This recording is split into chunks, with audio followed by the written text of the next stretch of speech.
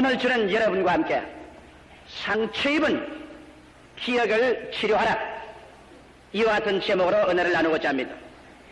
옛날 제가 어렸을 때였습니다. 우리가 사는 집 아래채 약 60여 세가 다 된 농부 한 사람이 살았는데, 이분은 밤마다 비참한 비명의 고함을 지릅니다. 이러므로 온 이웃에 사는 사람들이 밤에 잘 때 다 한 번씩은 꼭 깨게 됩니다. 하루 이틀도 아닌 1년 2년도 아닌 계속된 생활 속에 이와 같은 비명을 밤에 자다가 부르짖고 난 것입니다.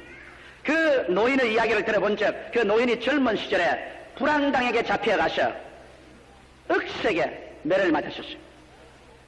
그래서 그때 매를 맞은 기억이 마음의 깊은 상처로 남아있게 된 것입니다. 이미 매 맞은 것은 젊은 청년 시절에 맞아서 그때 육체적으로 아픈 것은 다 잊어버리고 말았지만, 매 맞을 그 당시에 당한 그 정신적인 고통과 괴로움과 억울함과 답답함이 마음의 기억의 휠림 속에 역력하게 지켜져서 그 마음 속에 남아있습니다.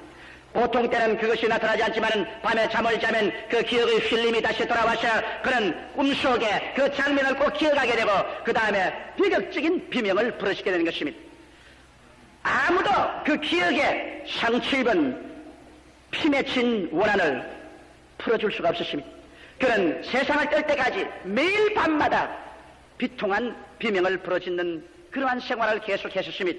나는 지금도 아주 오래된 옛날이지만 그분의 울부짖던 그 비명 소리가 내 귀에 역력하게 지금도 살아서 들리는 것 같습니다. 여러분, 인간 세상에 사람이 살아가는 동안에 인간은 영적인 병 만드는 것이 아닙니다. 육체의 병 만드는 것이 아닙니다. 인간은 마음의 상처를 입고 마음의 병도 들게 되는 것입니다. 사람들은 영적인 병은 회개하고 보혈로 씻고 고쳐냅니다. 육체의 병은 안수기도를 받든지 그렇지 않으면 병원에 가서 치료 안 받아 고치는 것입니다. 그러나 사람들은 마음의 병은 그대로 방치해두고 잊어버리면 사라질 것이라고 생각하는 것입니다. 그러나 마음의 상처 입은 것은 하나도 남김없이 기억의 휠림에 담겨져서 여러분의 이식의 창고 속에 고이 간직되는 것입니다. 그리고 여기에서 내가 잊어버렸다고 생각하는데도 불구하고 인생을 살아가는 동안에 마음속에 고통이 언제나 기억지 않은 순간에 솟아오르기 시작하는 것입니다. 이래서 우리의 생활 가운데 이유를 알 수 없는 슬픔과 좌절감, 공포와 절망, 패배감, 버림받은 심정, 불안, 이런 것이 늘 마음을 엄습하여 무언지 모르게 우리가 인생을 힘차고 명랑하고 행복하게 살아가지 못하는 사람들이 얼마나 많은지 모릅니다. 그 사람들은 그 이유를 알 수 없습니다. 아무리 밝고 맑고 환하게 살아가려고 애를 쓰지만은, 그러나 그 무언지 모르게 마음의 깊은 곳에서 절망과 패배와 좌절과 버림받은 심정으로 꽉 마음을 잡고 있는 것입니다. 이것을 어떻게 치료할지 알지 못하기 때문에 인생의 행복을 잃어버리고 사는 사람이 얼마나 많은지 모릅니다.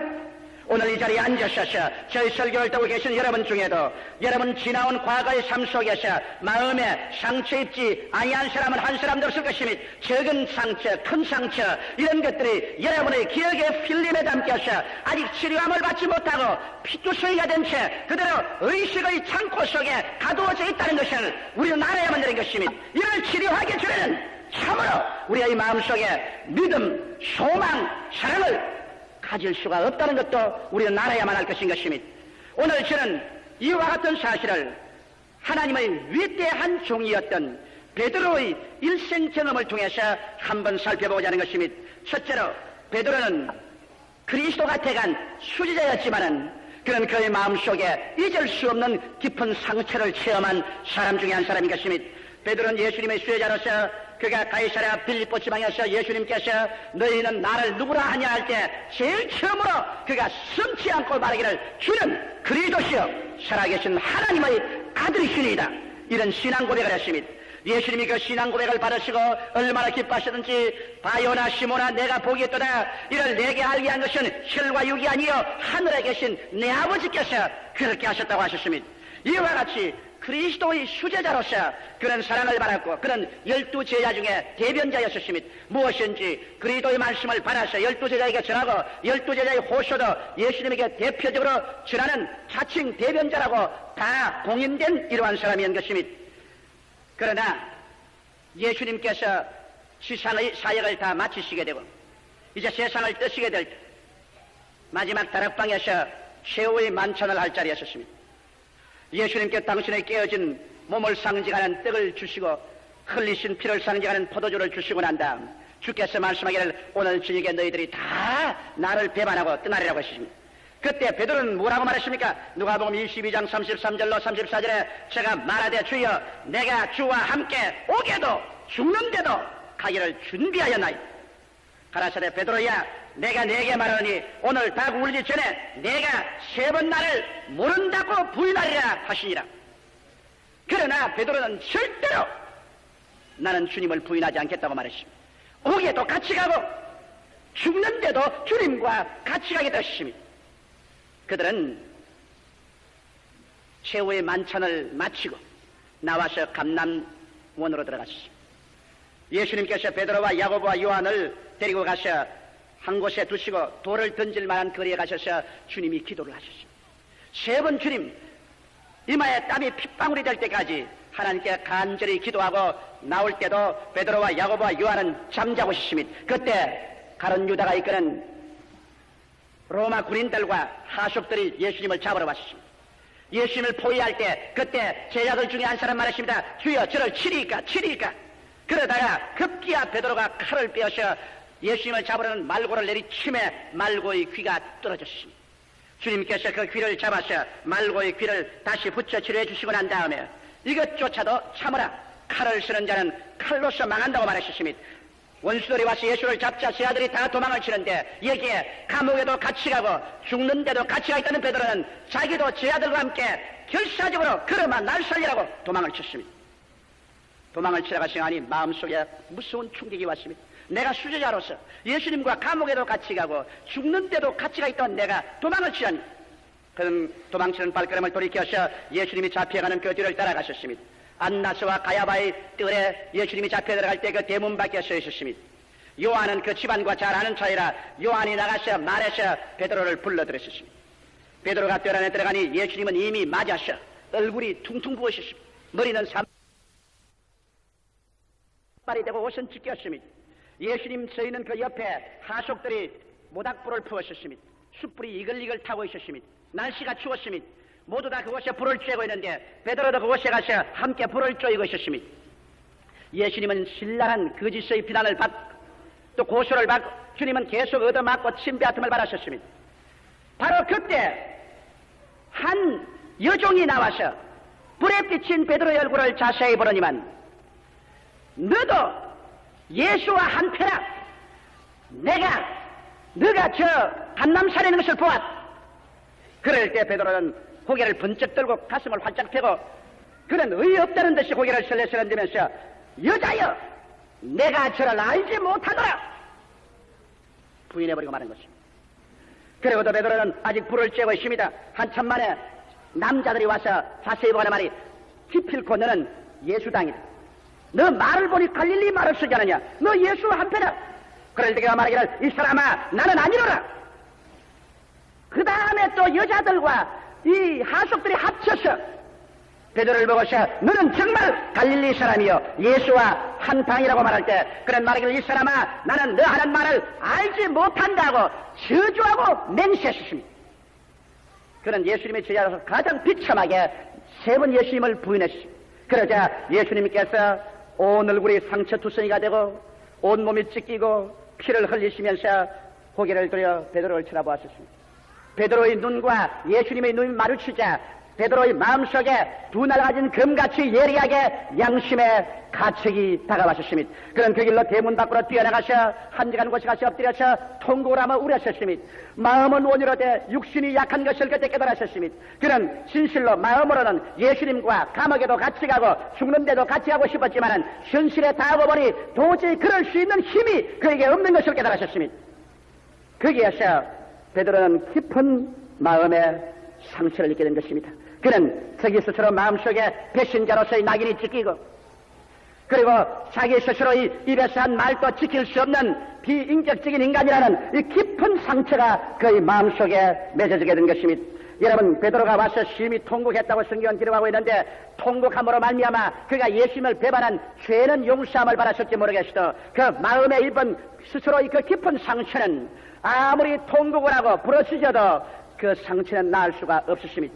그는 그 상처를 안고 이제 삶의 깊은 밤속으로 들어갈 수밖에 없었습니다. 이것이 베드로의 제2의 인생인 것입니다. 상처 입은 기억과 생의 어두운 밤으로 베드로는 떨어져 갈 수밖에 없는 것입니다.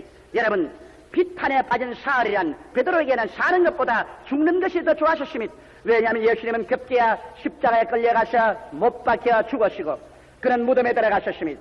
온 세상은 저교해지고 예수님의 흔적은 사라지기 시작하고 예수의 원수들은 기세에 당당하여 그들이 이겼다고 온 시가지가 뒤어 흔들리도록 개가를 불러셨습니다.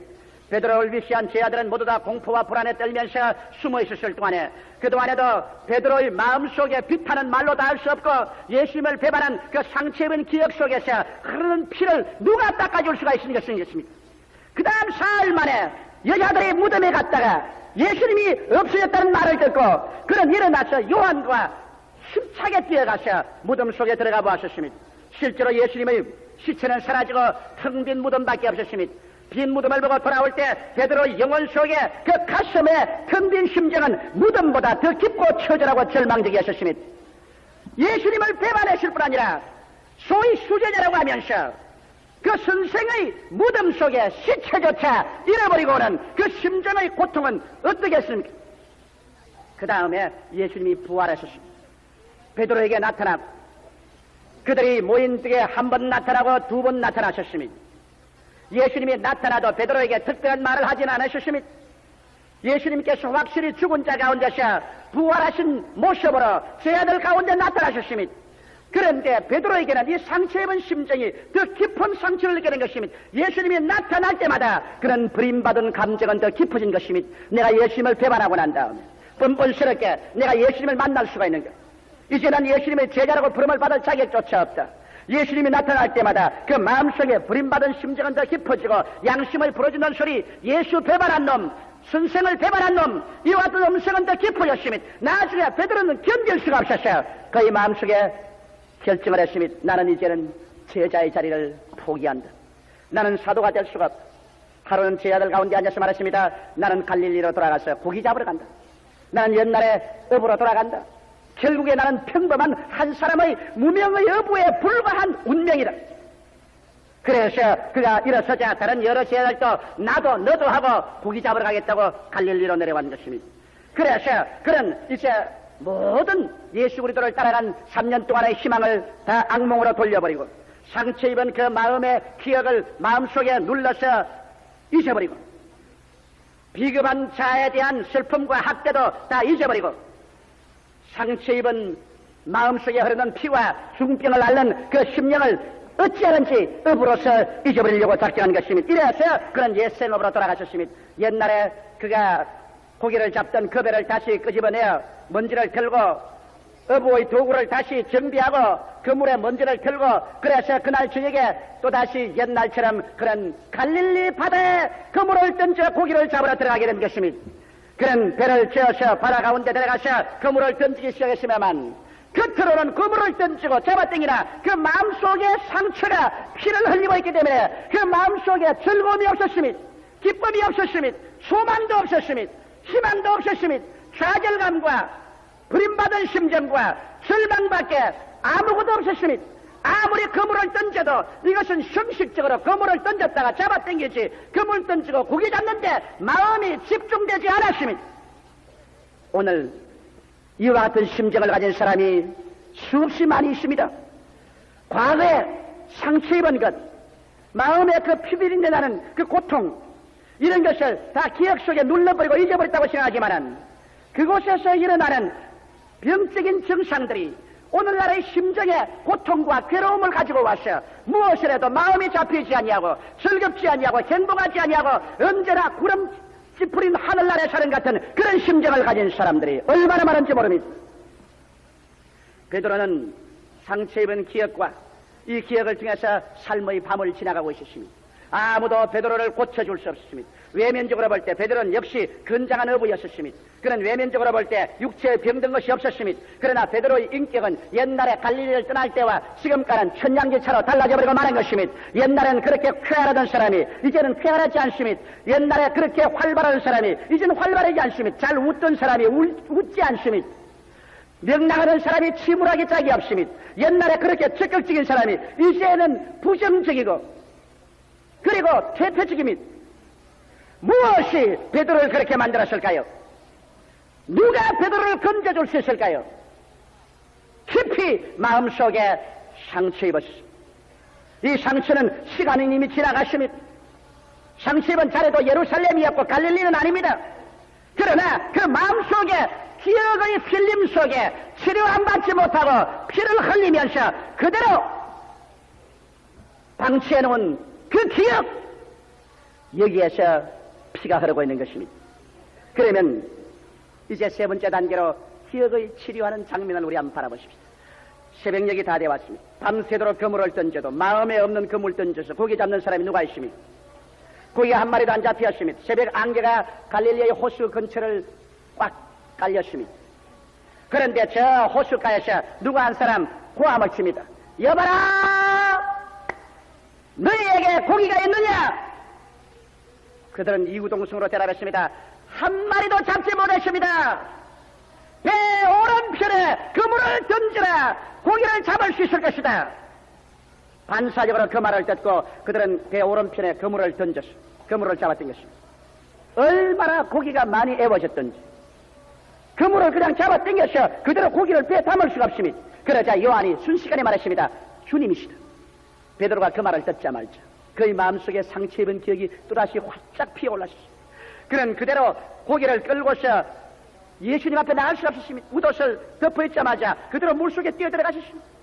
어찌하든지 자학을 하고 자기 상처를 입혀서라도 예수 앞에 자기가 설 수 있다는 자격을 얻고 싶어 했습니다. 그러므로 베드로는 기회만 있고 시간만 있으면 자학을 하려고 하는 것입니다. 그냥 배 타고 갈 수도 있는데도 불구하고 물속에 뛰어들어가서 온몸에 물을 한박 덮어쓰고 추워서 오돌오돌 떨면서 자학을 함으로 말미암아 예수님 앞에 자기가 설 수 있다는 그러한 양심의 자격을 얻고자 하는 것입니다.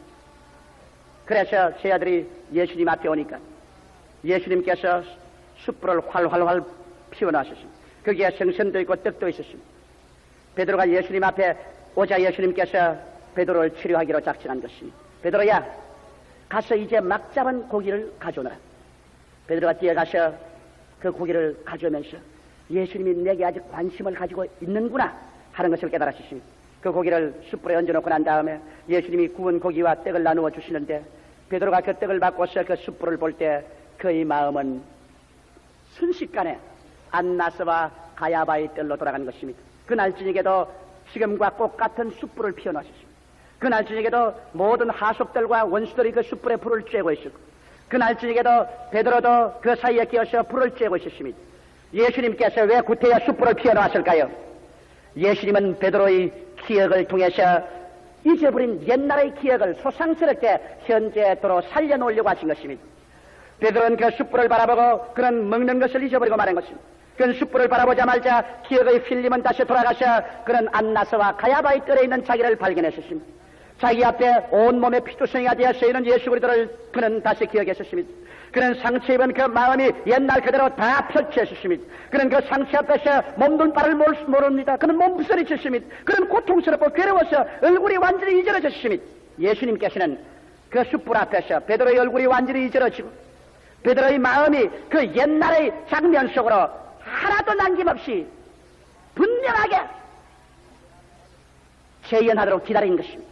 마음의 상처는 옛날에 있는 기억의 필름을 돌려서 마치 지금 일어난 것처럼 내게 현재 나타난 것처럼 돌리지 않고는 주님이 치료하실 수가 없는 것입니다.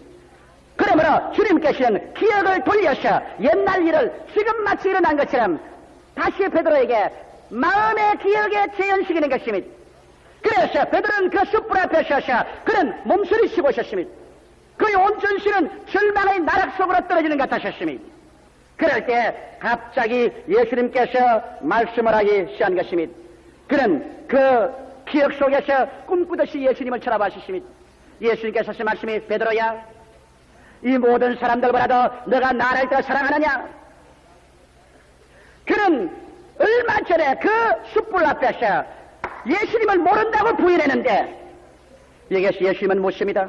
이 모든 사람보다 너가 나를 더 사랑하느냐? 베드로가 말했습니다. 주님, 내가 주님을 사랑하는 줄 주님께서 아시나이다. 예수님께서 강력한 긍정적인 말 한마디를 했습니다. 그렇다면 너는 내 양을 먹이라.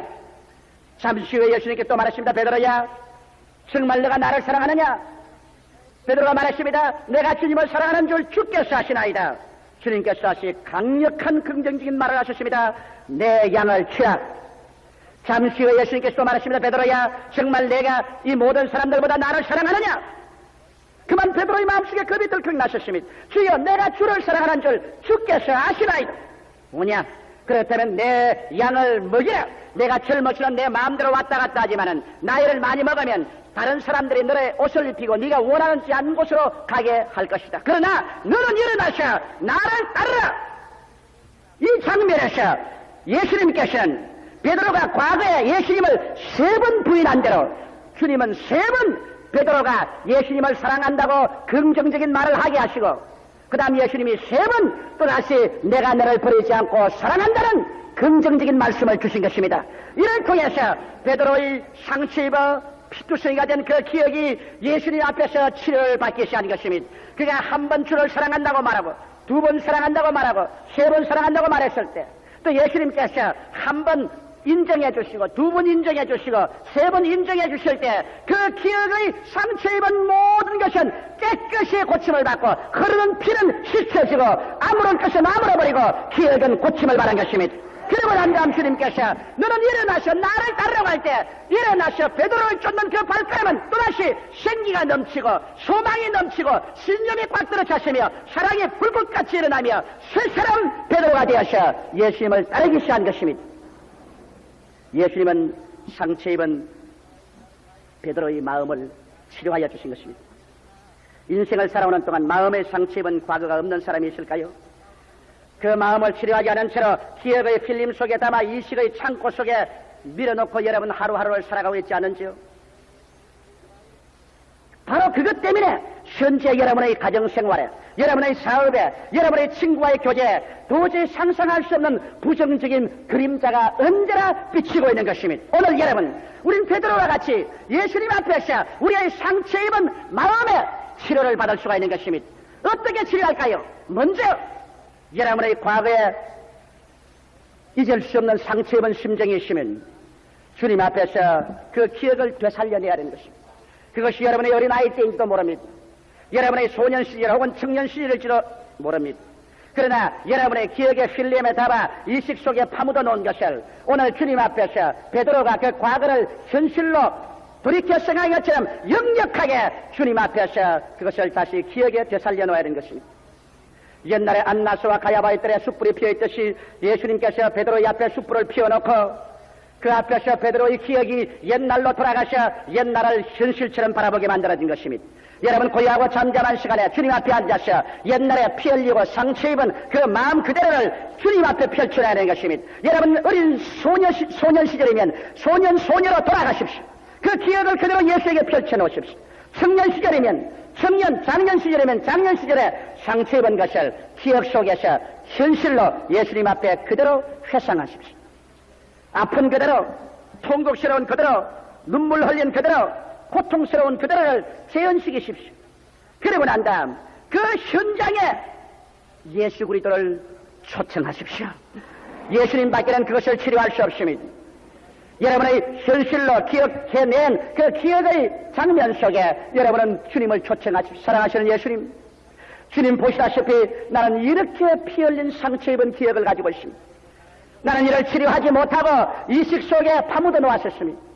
그러나 이제 예수 앞에 나와싸우니 영을 치료하시는 예수님, 몸을 치료하시는 예수님, 내 이 상처 입은 기억에 주께서 손을 얹어 치료하여 주시옵소서. 우는 어린아이 위에 손을 얹어 예수님이 치료하게 하십시오. 혹은 절망에 취해 몸부림치는 그 청년의 가슴에 손을 얹고 치료하게 하십시오.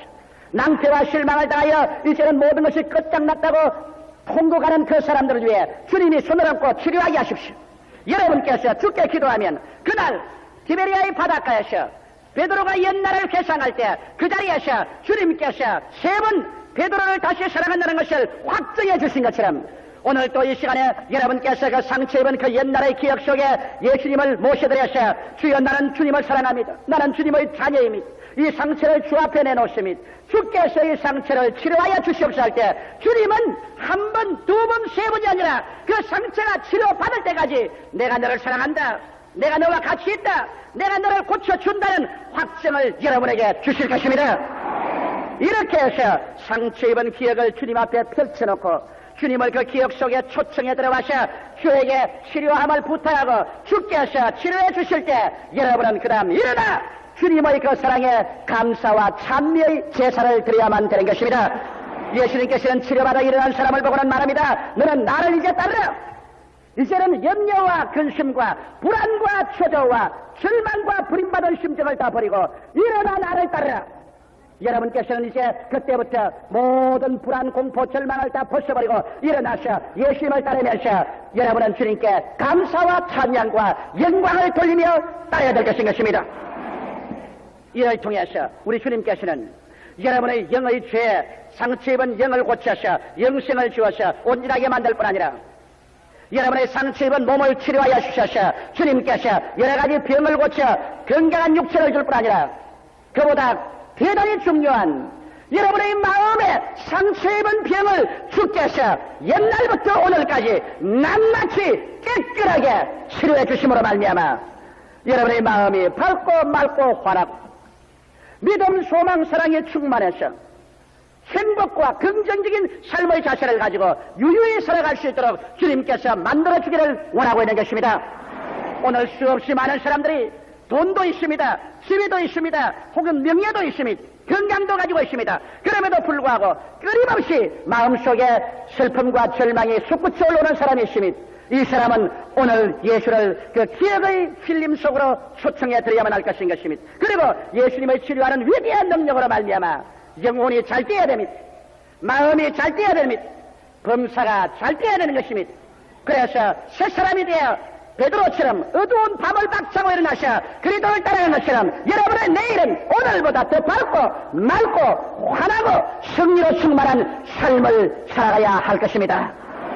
다 같이 고개 숙여 기도드리십시오. 살아계신 하나님 우리 아버지, 주님께서 베드로의 영을 고쳐주신 것처럼 베드로의 육체를 고쳐주신 것처럼 그리고 베드로의 깊이 상처 입은 기억을 치료해 주셔서 새 사람으로 만들어주신 것처럼 오늘 이 시간에 아버지 하나님 영과 육은 건강하지만은 마음이 병들어 있는 사람들을 한 사람도 남김없이 다 고쳐 주시옵소서. 우리 기억의 필름 속에 상처 입은 그대로 내동댕이처럼 기억이 전혀 없게 하여 주시옵시고 모두 다 예수님 앞에 펼쳐놓고 그리스도를 초청해서 그 기억을 다 치료해서 새 사람이 되게 하여 주시옵소서. 그래서 오늘 이 시간부터 상쾌한 새로운 삶이 시작되게 하여 주시옵소서. 예수님 이름 받들어 기도드리옵나이다. 아멘. 잠시 동안 고개 숙이시기 바랍니다. 예수님은 여러분과 나를 구원하시기 위해서 이 자리에 와 계십니다. 그리스도는 하나의 과거 역사적인 인물이 아닙니다. 문자 속에 있는 인물도 아닙니다. 지금 살아계셔서 여러분의 영과 마음과 몸과 생활을 고치시고 여러분에게 생명을 주되 넘치게 주기를 원하시는 것입니다. 예수를 구주로 모시지 않는 사람치고 온전히 치료받은 사람은 아무도 없습니다. 예수님이 들어올 때 영과 마음과 몸이 치료받아 새 사람이 되는 것입니다. 아직 예수를 믿지 않은 사람이나 믿다가 타락한 사람은 지금 이 시간에 일어나 예수를 구주로 모셔야 될 것인 것입니다. 나는 아직 예수 믿지 않습니다. 타락했습니다. 오늘 돌아오겠습니다. 기도해 주십시오 하시는 분은 이 대강당에서 일어나시기 바랍니다. 기념관, 베들레헴, 예루살렘 또 이 방송을 듣고 계시는 여러분 어느 곳이나 이 시간에 일어나서 결정을 내리시기 바랍니다. 제가 그런 사람들을 위해서 기도해 드리겠습니다. 나는 아직 예수를 믿지 않습니다. 나는 아직 구원받지 못했습니다. 영도 마음도 혹은 몸도 병들어 있습니다. 나 오늘 예수님이 필요합니다. 나는 예수님을 구주로 모셔서 오늘 치료함을 받고 새 사람이 되겠습니다. 일어나서 결정을 내리십시오. 이 오늘은 위대한 기회가 여러분을 향하여 손짓하고 있습니다. 상처 입은 여러분을 치료할 자는 예수밖에 없습니다. 더구나 마음의 상처는 그리스도 이외에 누가 그 기억 속에 들어가서 치료할 수 있겠습니까? 오늘 이 시간에 주님이 여러분을 찾고 있습니다. 일어나신 여러분은 저희 이 기도를 따라해 주시기 바랍니다. 소리내어 이 기도를 따라해 주십시오. 사랑하시는 예수님, 저는 죄인입니다. 어디에서 와서 무엇 때문에 살며 어디로 가는지 알지 못하고 방황하며 지냈습니다. 오늘 하나님의 음성을 듣고 믿음으로 일어났습니다. 예수님의 십자가 보혈로 저를 씻어주시옵소서. 저를 위하여 죽으시고 저를 위하여 부활하신 예수님을 제 구주로 모셔드립니다. 지금부터 천국 갈 때까지 주님과 함께 살겠습니다. 저를 구원해 주심을 감사합니다. 예수님 이름으로 기도드립니다. 아멘.